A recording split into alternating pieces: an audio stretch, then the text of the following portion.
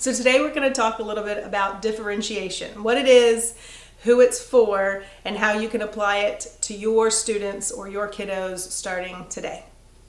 Hi, I'm Katie Anderson, gifted teacher, gifted endorsement teacher, curriculum writer, and mom. And I make these videos and write these blogs hopefully to help my great parents become great teachers and our great teachers feel even more empowered every day in their classrooms. Let's start out with who differentiation is for.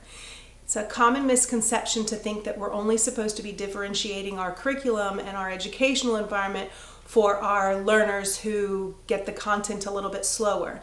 And that's not the case. We also need to be differentiating our curriculum and our learning environment for our gifted learners. Every student deserves differentiated curriculum. We all come to all of our learning experiences as kids and adults with different background knowledge, different preferred learning styles, different vocabulary and reading levels. Some of us are auditory learners. We hear it once and remember it. Some of us are visual learners. We have to read it to understand what we're learning. Some of us are kinesthetic and we have to do something with it, touch it, try it, practice it before it makes sense to us. Well, so are our kids, which is exactly why we can't teach the exact same content, the exact same number of ways, ask the exact same product out of the kids, which by the way is usually just memorizing and throwing information down on a test, and expect the kind of results that we want. It's just not going to work. We all know that's not going to work. So in comes differentiation. Carol Ann Tomlinson is our leading expert in the education field on differentiation as well, so she's a great person to listen to. But she basically inspires us to teach to the individual, not just to find the middle and hope that we're getting everybody around the middle, but to teach to the individual.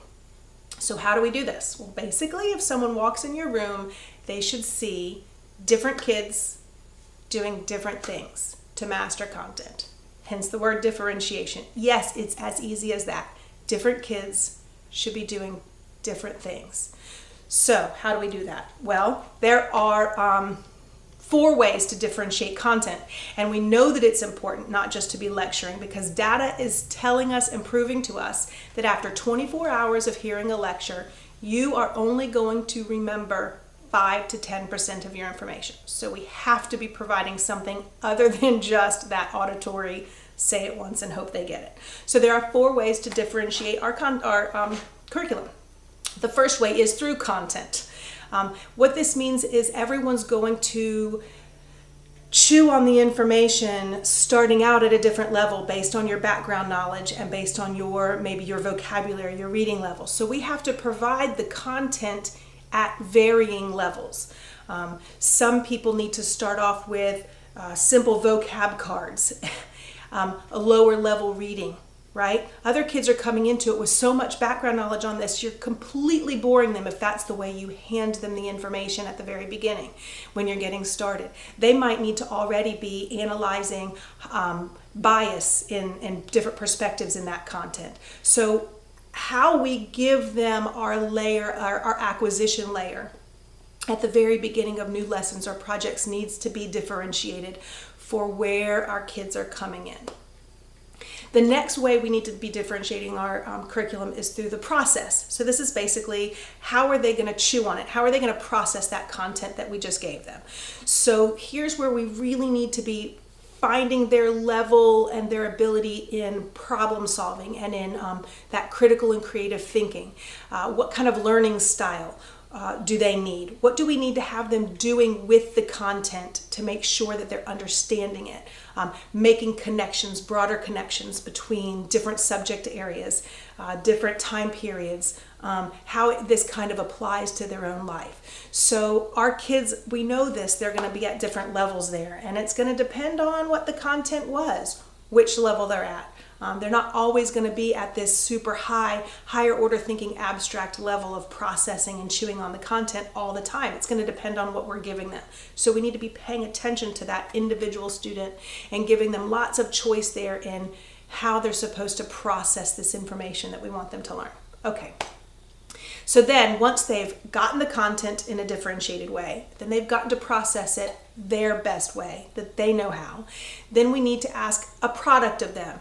This is where we're really hoping to not just be giving these kids a test. Yes, sometimes we do need to give them a test, but we're also need to be asking these kids to produce something else that feels a little bit more productive and real world. Okay, so this product that they get to come up with hopefully is project-based learning. Yes, I have videos on project-based learning and would love for you to check those out separately. But the product that we're asking of these kids needs to be have multiple layers and allow the kids to choose their favorite way to prove to us that they've mastered that content, that they've processed it well, that they understand it. We want them to come up with solutions. We want them to make it as applicable and real world as possible, right? Hopefully have authentic audiences for them to show off their products so that they can see that they're learning things for a reason. There's meaning coming back into the classroom for them. They're feeling like they're engaged in this learning process. And the final way to make sure we're differentiating our curriculum and education for our kids is through their environment. So we want, basically, we're trying to make sure they feel like they're in a safe, supportive learning environment all the time throughout this whole process. And when I say safe and supportive, I mean based on what their learning styles are, based on their sensory overload and stimulation sometimes. So give them different places in the room that they can work with. Some of them need to have headphones in to block out the noise, the background noise, different lighting, different seating. It can be as easy as just the logistics of how the classroom is set up, but also the emotional feel and support that we're giving them.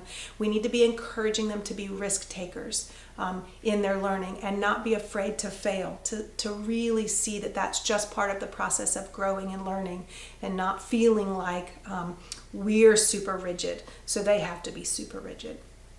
So there's your 4 ways to differentiate your classroom. It needs to be in content, in process, in product, and in the environment. We know that some of the disadvantages of this are going to be that there's a lot more teacher prep or parent prep up front, getting ready, getting comfortable with this. But if you can, put the time in at the beginning to have some options set up, to have these different areas of your learning differentiated, I can promise you, you will have higher engagement from your students. They're going to be more enthusiastic about the learning process. They're going to be busy, not in a worksheet kind of busy, but busy as in actively engaged in learning.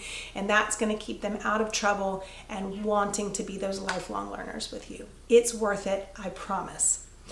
I create differentiated curriculum. I have for over a decade. I'd love it if you'd check it out. I'll put links down below where you can see some of my other videos and blogs on project-based learning, how to grade them, how to get those set up, and I've got lots more coming.